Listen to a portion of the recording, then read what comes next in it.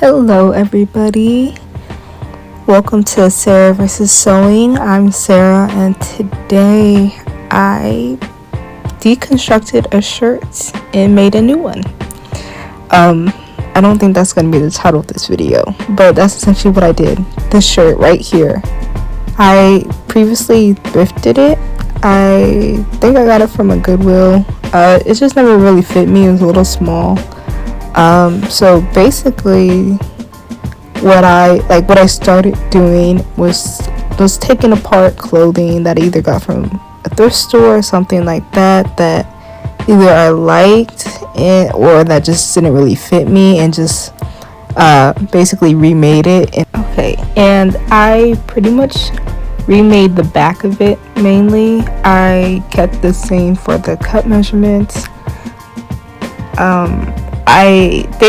They're not exactly my size, so in the future I think I might go back and make the top and then remake the cup as well to fit me better, but I just left those the same. So I pretty much took it apart and then just traced the pattern itself, but I made the back. I took my own back measurements, the own shape and everything, because honestly I lost the back. I don't know what I did with it, because I thrifted this top maybe like 2 years ago now, so I lost the back. But anyway, so I made my own. I took my own measurements. I made the kind of like the peplum going out. I really loved that, so I wanted to keep it. So I remade that, and then also I made like a bias band, and I made the straps for the pattern as well. In this video, I'm not really going to do too much explaining on how I made everything, but I did record. I have footage of everything, I guess, and I'll just hop in when I need to kind of explain stuff.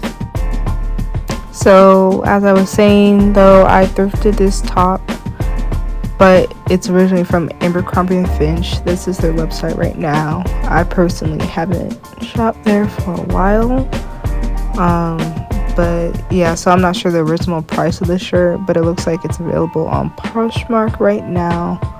This fabric is from Joann's. I've had this fabric for a while now. Same with the shirt. It's been about 2 years, so I'm not sure if they still have it, but it's a jacquard and it's very pretty. But without further ado, let's just jump into the video.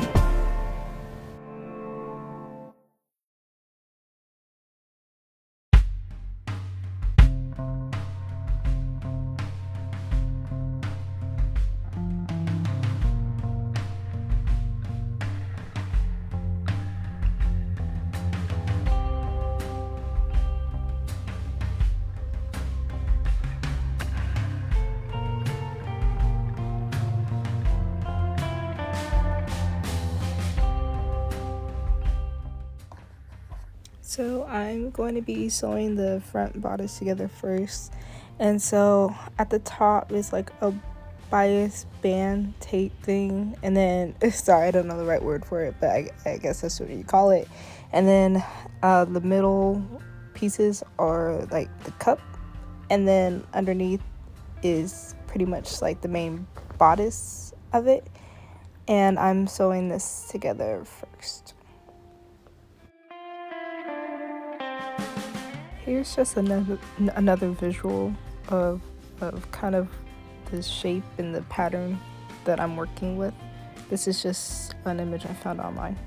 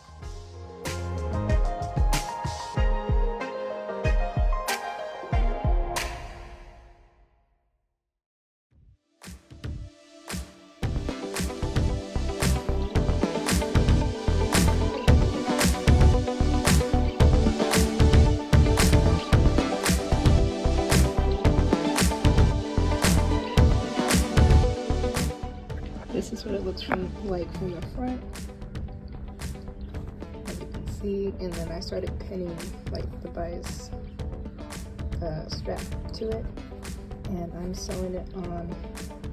I'm going to be sewing it on a 1/4 seam allowance. So it's going to be flipped down like that. That's on the top. And the idea is to attach this first, same with the other side, and then just sew like right down the middle for the center seam. I forgot to mention that this is the part where this is the time I'm gonna add my straps before I sew down this bias tape. And so to add your straps, you want it to be hanging down. You don't want your strap to be facing upwards, going in your garment. You want it hanging down so you can still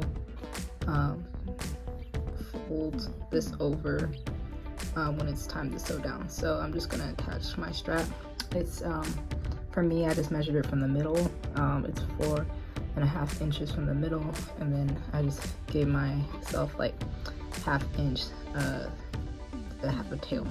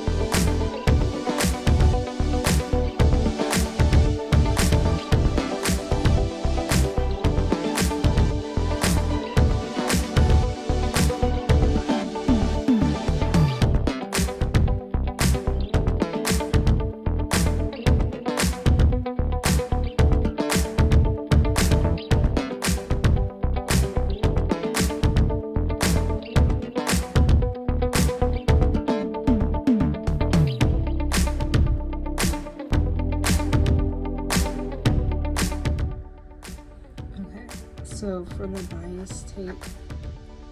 bias tape, it's gonna have like, I'm gonna make it have like a little lip. I'm not making it like a facing.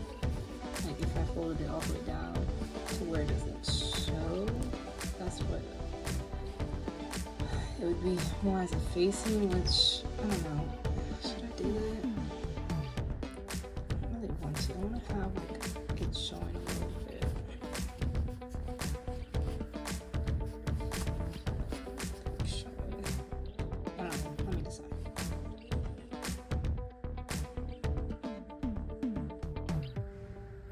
Okay, so I decided to make it more like a facing instead of like a bias tape.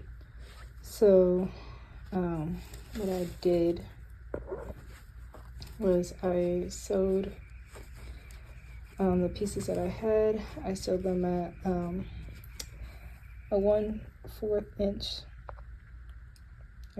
1/4 inch seam allowance, and then I went back over like right beside it and sewed another seam allowance because this fabric is fraying a lot, and that's something like I forgot to take into consideration. And then I just did the same for like the bottom like hem of the facing, which I could serge it, but I'm just gonna do this for now. And then I also went ahead and understitched it, which is very easy to do. All understitching is like, see, like this is like your front, your main fabric here, and then so you're facing it, all you do is really stitch on the other side of that. So it's like you're not stitching on the garment, you're just really stitching on this side. So, okay, at this point, I have sewn the cups together, sewn the shirt up the middle, attached the facing and the straps, and now I'm attaching the peplum hem to the front of the shirt.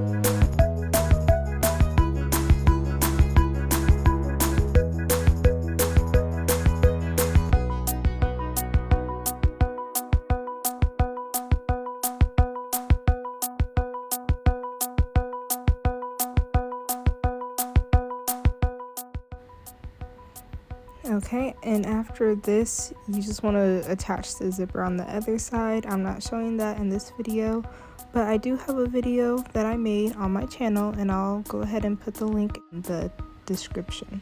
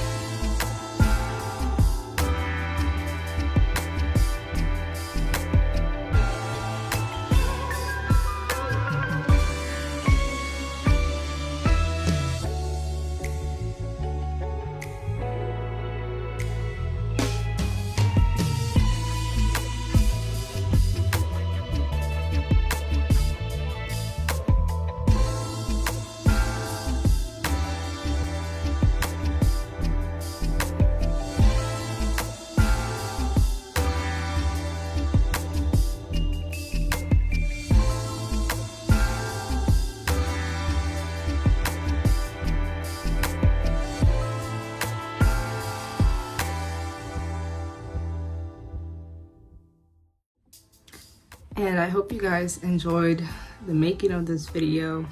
But I just wanted to pop in and talk about some of the other details that might have gotten left out of the video. So like I said, I got the fabric from Joann's, and I was using a shirt pattern that I already thrifted for the bodice. So I didn't make the cups and I didn't make this middle section right here, but I made the peplum for the bottom, and I made for the back, for this back, and the peplum for the back as well. I didn't really have too many difficulties with making this top. But before I get into talk about the construction of the top, I want to talk about this beading. I don't think I mentioned that. After I made the shirt, you know, I decided to add some beads. This is from a bracelet that just broke, and I've never added beads to anything. So I was like, you know, I want to try it. So I tried it. I like it. So for the future, I would go ahead and make the cups from my own measurements, and pretty much the middle part fits, everything fits. I know also for the invisible zipper that I installed, I guess I should have installed it further down more. I guess pretty much all the way to the end, because it's difficult to get on. But yeah, I still like the back zipper. Yeah, so this is actually a jean zipper that I just took out of a pair of jeans that I'm actually using for another project. So make sure to catch that once it gets posted. I'm trying to think what else I need to talk about. I wrote it down. Okay, I guess just with working with this material as well, to be mindful about how much it frays. Even still right now, the hem, it's fraying a little bit, and I need to serge the inside. I still have raw hems. I need to do that. Sometimes I get a little bit lazy. Yeah, installing the invisible zipper on the side. So either I can just have the back detailed like it is now, or I could install the invisible zipper in the back. I don't know, I might change that up for future designs. The straps and the strap placements are good. I did make them a little too long, but I had already finished sewing everything down and together, so I just pinched it like this in the back to shorten it. If I was making this for somebody, I would obviously do it correctly. Also, I don't believe that I had mentioned that I sewed pretty much next to the seam. So I was like, this is the seam, and I sewed a stitch next to it. It's just a fake seam. I wanted it to be reminiscent of a boning channel. There's no boning in this, but I mean, I could in the future add boning. I don't see why not. It's a corset style. Yeah, and so that's it. Who would you say won this round, me or sewing? I would say me. I think I won this time. But that's all for now, and until next time, take care.